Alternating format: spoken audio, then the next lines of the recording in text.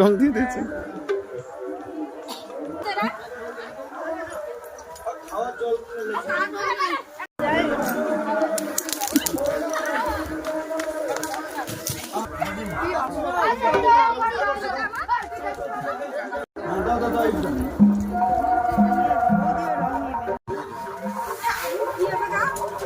পুজো হচ্ছে, তো পুজোর পরের দিন সবাই কলকাতার নাম নিয়ে আসে।